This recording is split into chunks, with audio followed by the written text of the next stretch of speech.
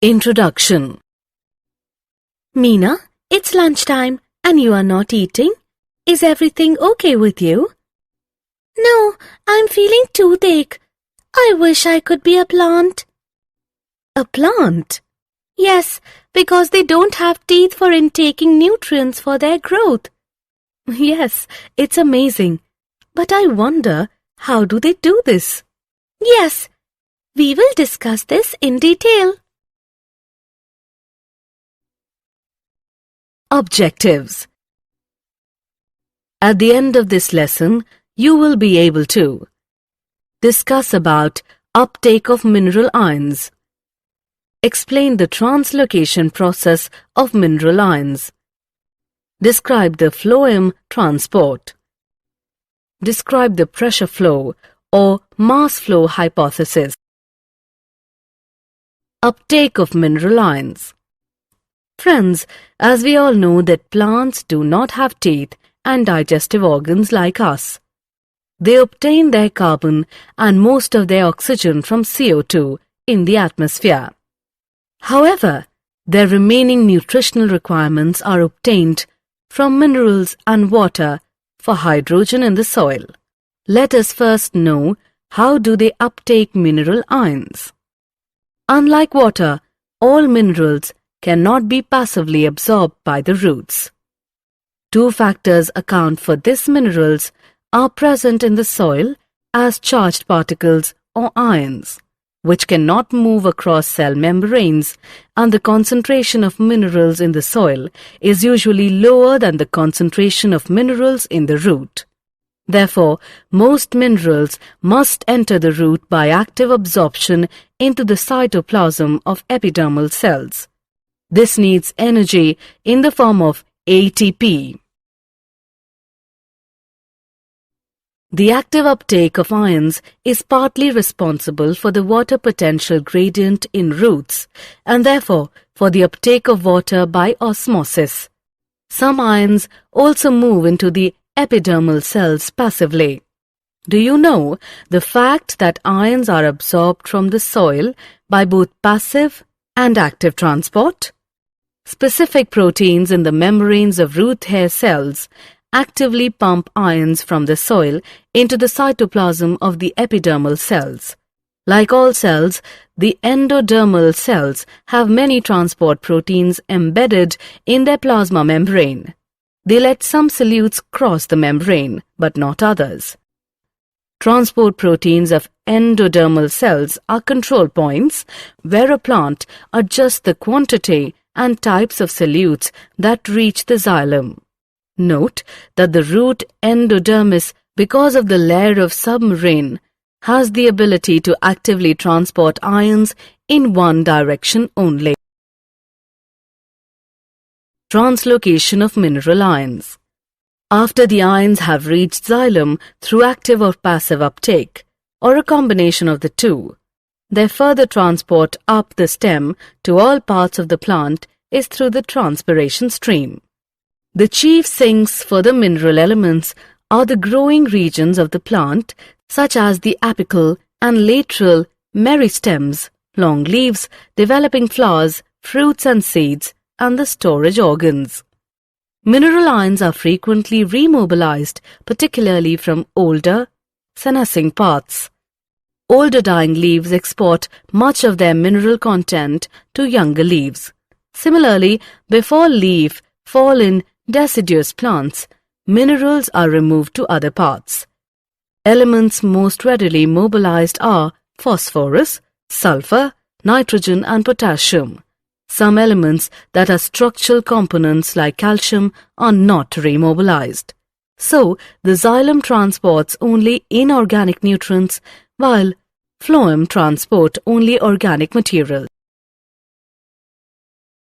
Phloem transport. Now we will learn about phloem transport. Food, primarily sucrose, is transported by the vascular tissue phloem from a source to a sink. Usually the source is that part of the plant which synthesizes the food. The source and sink may be reversed depending on the season or the plant's needs. Sugar stored in roots may be mobilized to become a source of food in the early spring when the buds of trees act as zinc. They need energy for growth and development of the photosynthetic apparatus. Since the source-sink relationship is variable, the direction of movement in the phloem can be upwards or downwards, which means bidirectional. This contrasts with that of the xylem, where the movement is always unidirectional, which means upwards. Hence, unlike one-way flow of water in transpiration, food in phloem sap can be transported in any required direction, so long as there is a source of sugar and a sink able to use, store, or remove the sugar. Phloem sap is mainly water and sucrose, but other sugars, hormones, and amino acids are also transported or translocated through phloem. Pressure flow or mass flow hypothesis. Pressure flow or mass flow hypothesis is the accepted mechanism used for the translocation of sugars from source to sink. A glucose is prepared at the source by photosynthesis. It is converted to sucrose. The sugar is then moved in the form of sucrose into the companion cells and then into the living phloem sieve tube cells by active transport. This process of loading at the source produces a hypertonic condition in the phloem. Water in the adjacent xylem moves into the phloem by osmosis.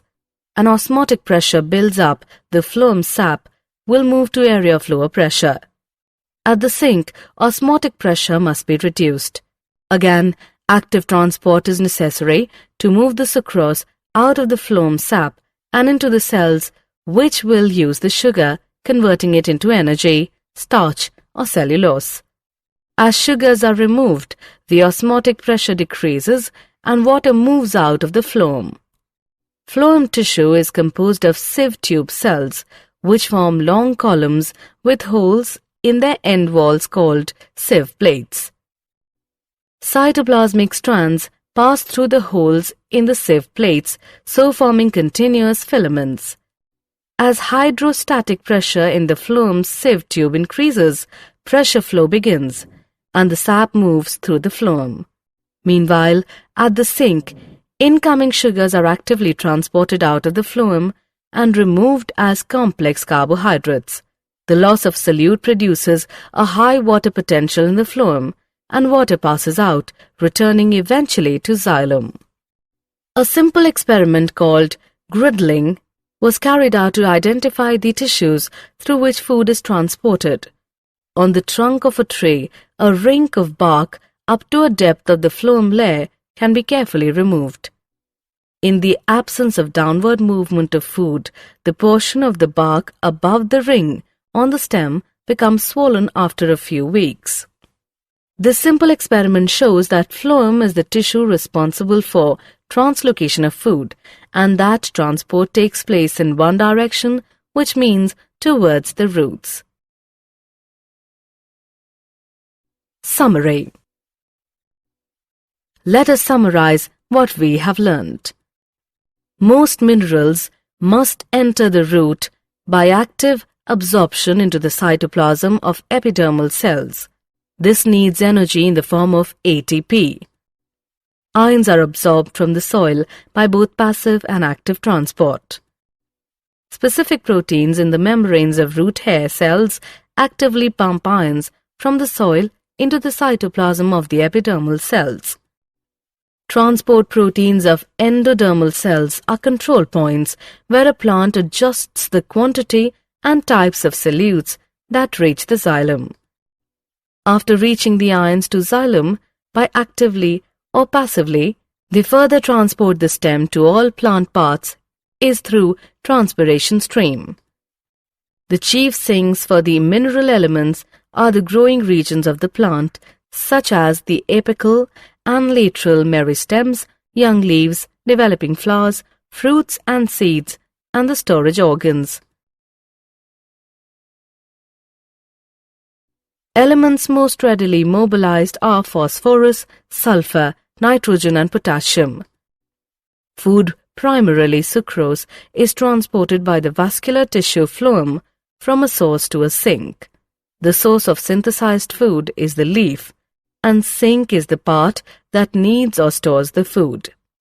The direction of movement in the phloem can be upwards or downwards, which is called bidirectional, whereas in xylem, the movement is always unidirectional, which means upwards. The accepted mechanism used for the translocation of sugars from source to sink is called the pressure flow hypothesis.